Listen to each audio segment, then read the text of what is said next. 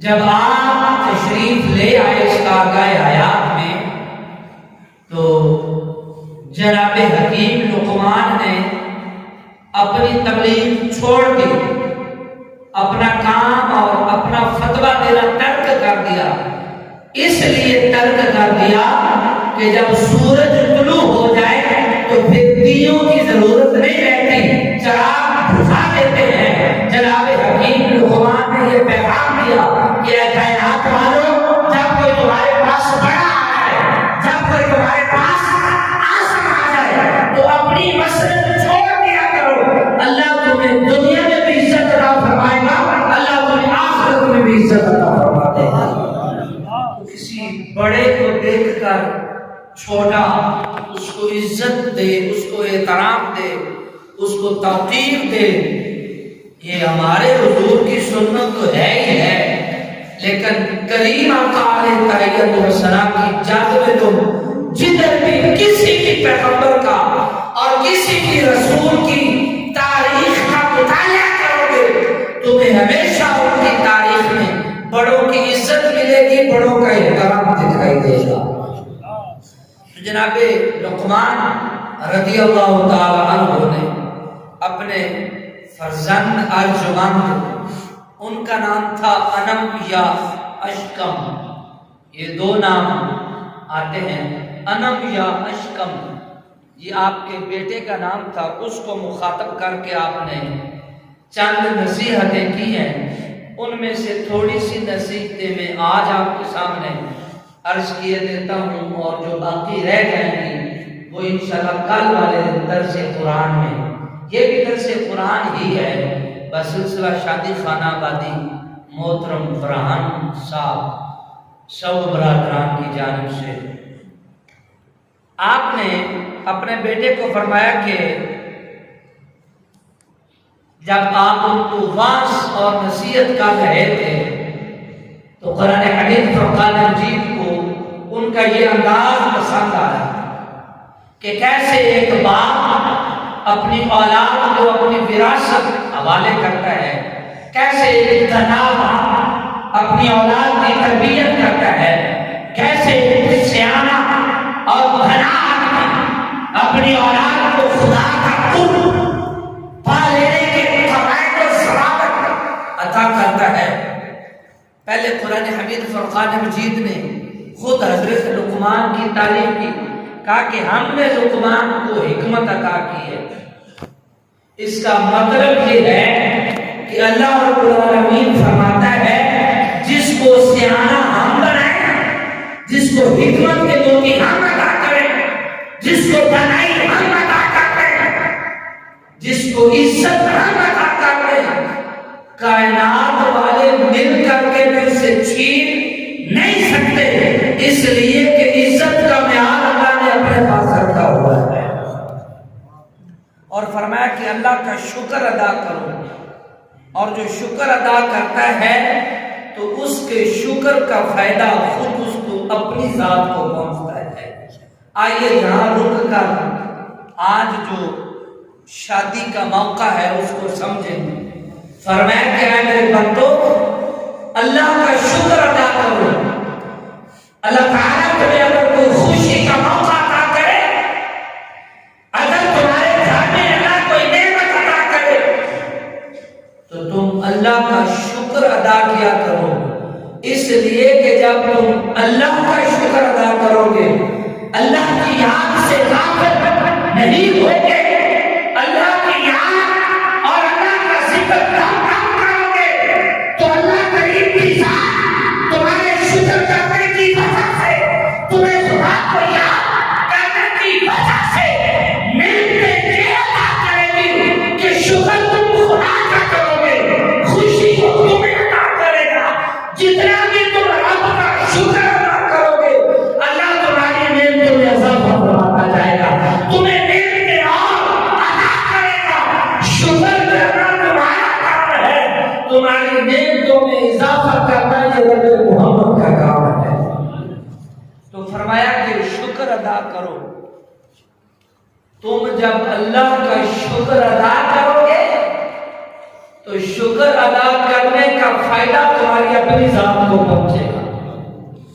اور آگے فرمایا کہ وَمَن يَشْكُرْ فَإِنَّمَا يَشْكُرُ لِنَفْسِهِ، تم جتنا شکر میں اضافہ کرتے جاؤ گے، اللہ کی بندگی میں اضافہ کرو گے، حضور کی ذات پہ درود و سلام پڑھنے میں اضافہ کرو گے، اپنی زندگی کا وظیفہ اور اپنی زندگی کی عادت بنا لو گے کہ خوشی میں بھی رب کو یاد کرنا، غمی میں بھی رب کو یاد کرنا، نیند واپس لے پھر بھی خدا کو یاد کرنا، وہ نیندوں کی فراوانی ادا کرے پھر بھی خدا کو یاد کرنا۔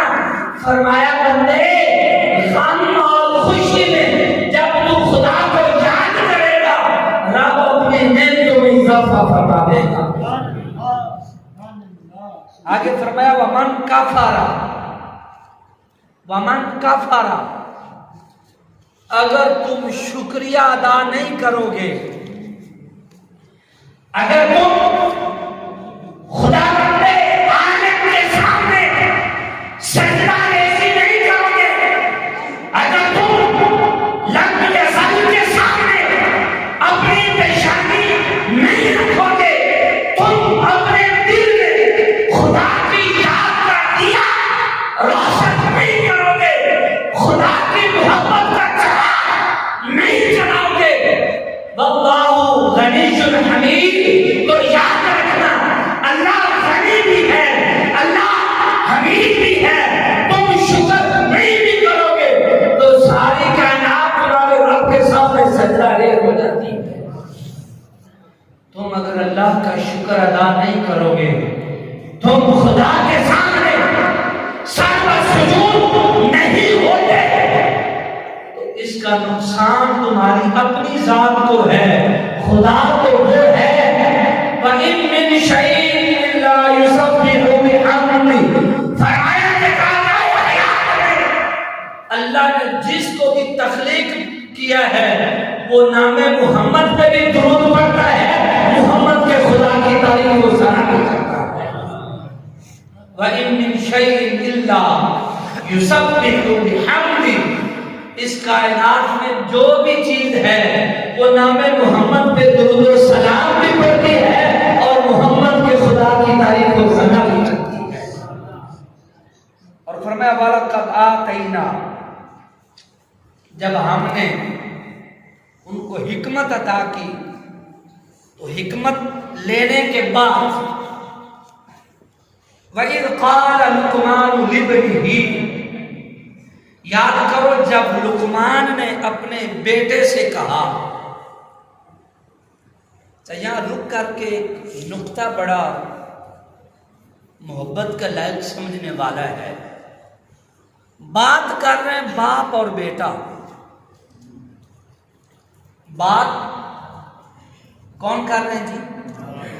باپ بیٹا، اور یہ حضور کی امتی نہیں ہے، میری بات کو غور سے سنیں اور اس کو انڈرسٹینڈ بھی کریں۔ بات کر رہے ہیں باپ اور بیٹا، اور یہ دونوں حضور کے امتی نہیں ہیں۔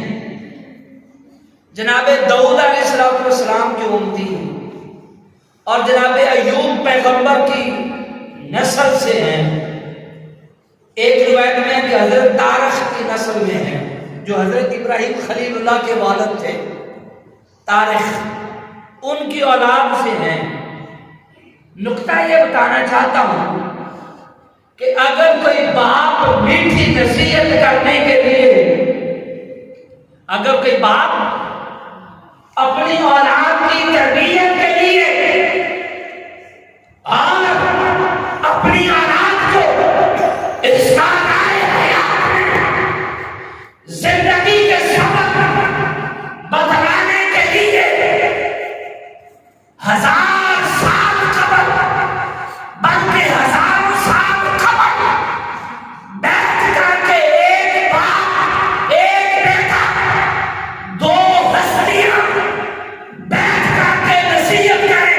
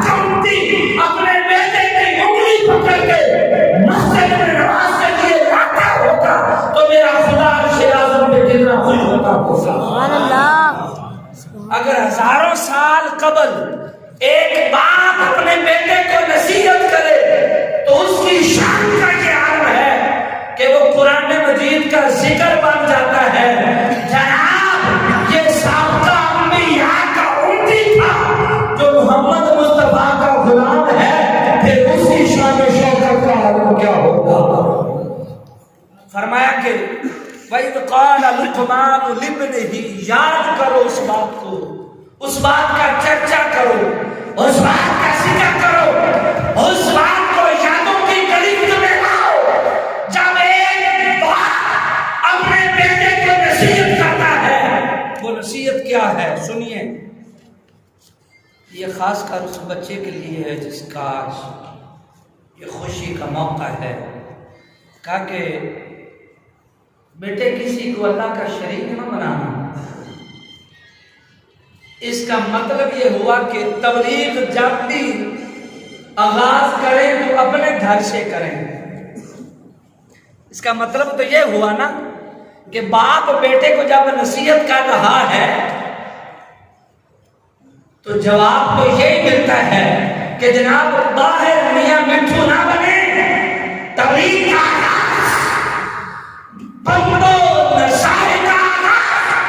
کرنا ہے تو اپنے گھر سے کرو۔ جب تمہارا اپنا معاشرہ سدھر جائے گا اللہ سارے معاشرے کو ہدایت کی دولت عطا فرما دے گا۔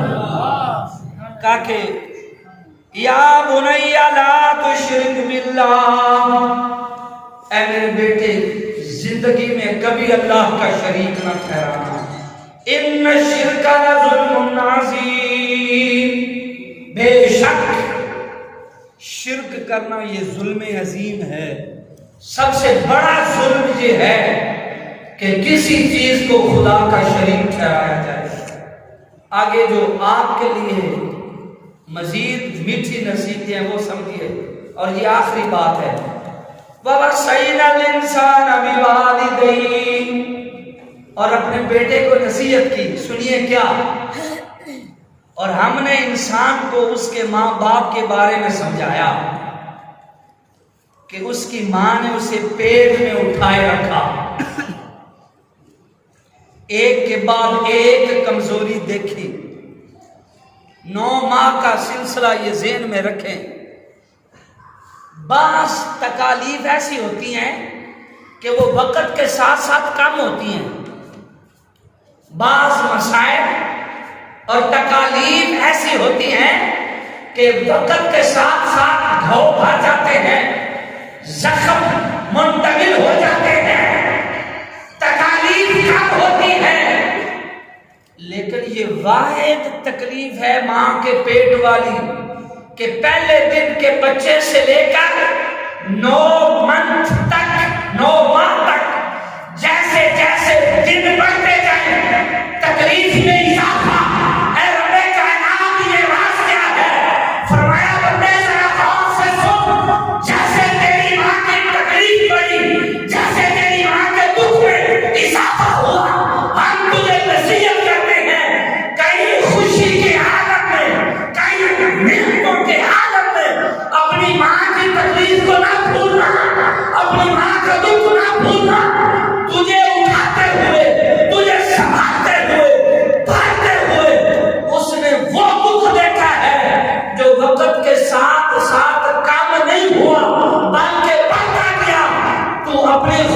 کبھی اپنی ماں کا چہرہ مت بھولنا، اپنی ماں کی تکلیف مت بھولنا، اپنی ماں کا عالم مت بھولنا، اپنی ماں کی کرم نوازیاں مت بھولنا، اپنی ماں کی خوراک مت بھولنا۔ کہ جب بچہ پیٹ میں ہوتا ہے کچھ غذا کھانے کو ماں کا دل چاہے بھی تو وہ نہیں کھا سکتی، کچھ چیزیں کھانے کو دل کرے نا خواتین کا کہ ہم کھا لیں، لیکن وہ بچے کے پیٹ میں ہونے کی وجہ سے وہ چھوڑ دیتی ہیں۔ رب کہتا ہے بندے ذرا جوانی میں اپنی ماں کی قربانی کو یاد تو کر۔ رب تجھے نصیحت کرتا ہے کہ تو دنیا کے کسی بھی عہدے پہ پہنچ جائے، دنیا کے کسی بھی تخت و تاج پہ پہنچ جائے، تو دنیا کے کتنا بھی بلندی اور عروج پہ پہنچ جائے، اللہ نے تیری زندگی کا روشن نشان تیری ماں کے قدموں کے نیچے رکھا ہے۔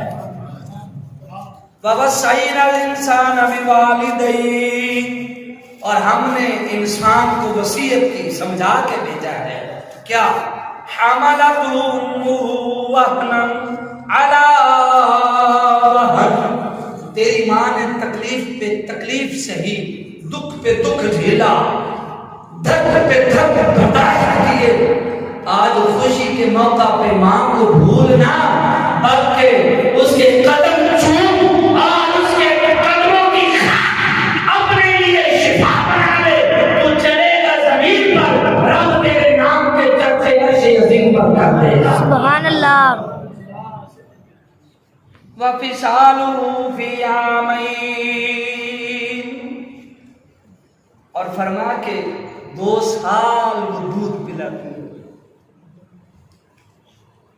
اور وہ بھی تکلیف پر تکلیف سہ کر،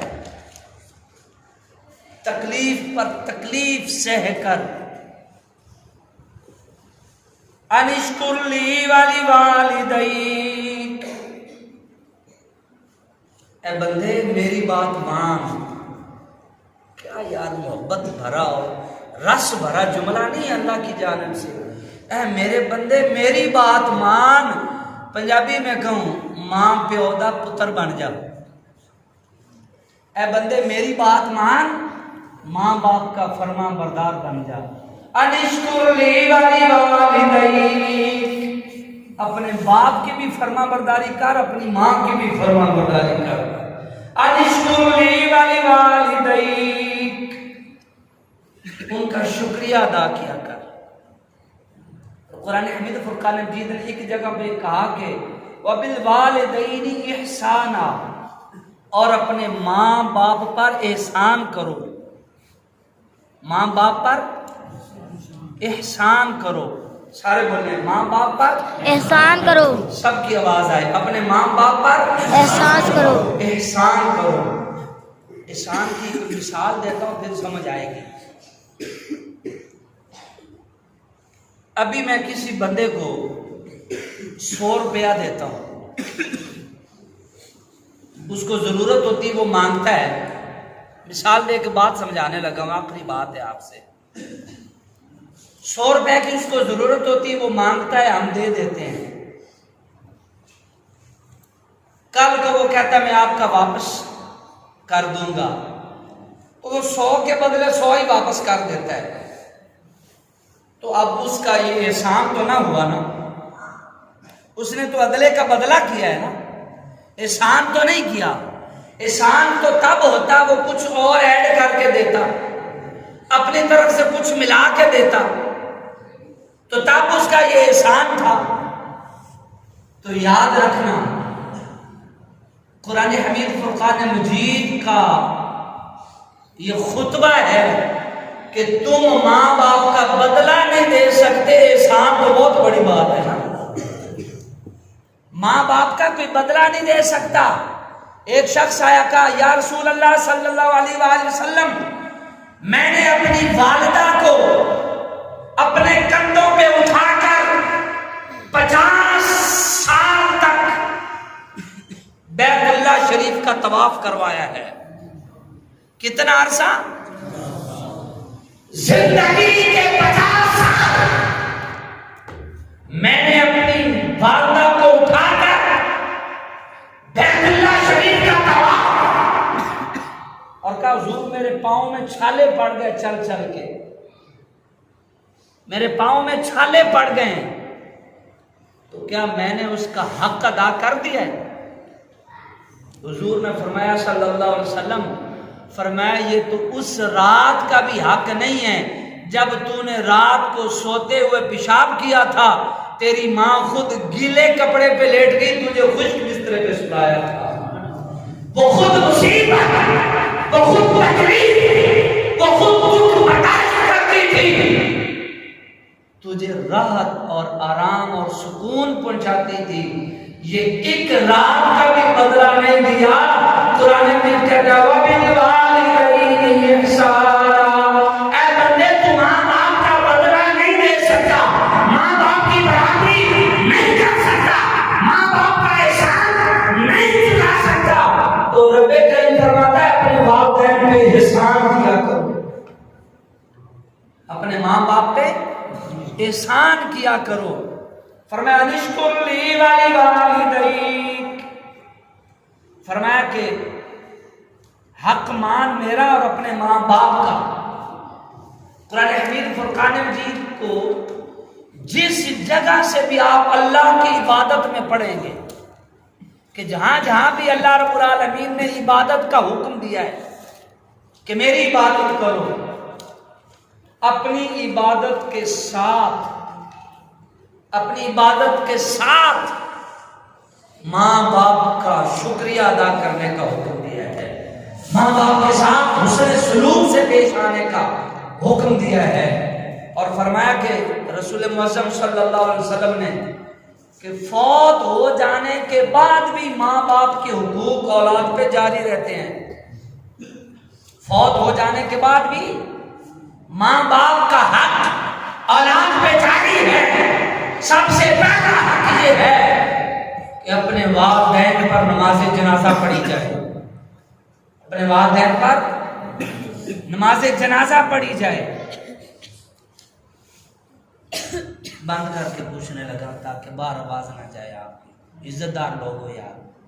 ویسے میری عادت نہیں ہے، یہ جو میرے پکے نمازی ہیں ان کو پتہ ہے کہ میری کوشش ہوتی ہے میں نمازیوں کو عزت دوں، اور یہ میری تربیت کا حصہ ہے. اس لیے کہ عزت والا عزت ہی دے سکتا ہے. بھئی جس کی جیب میں جو ہوگا وہ وہی دے گا نا. جس کی جیب میں پتھر ہوگا وہ پتھر پھینکے گا، جس کی جیب میں جو ہوگا وہ وہی نکالے گا نا. ایسے ہی جس کی جیسی تربیت ہوگی وہ ویسا ہی خطاب کرے گا، وہ ویسی زبان سے آپ کو پکارے گا. وہ آتے ہوئے کیا کہ انکل کیا حال ہے آپ کے، جی چچا جی کیا حال ہے، ماما جی کیا حال ہے. جو کہ بات تہذیب ہوگا اوے مولوی کیا حال ہے تیرا. تو جناب یہ اپنی اپنی تربیت کا انداز ہے.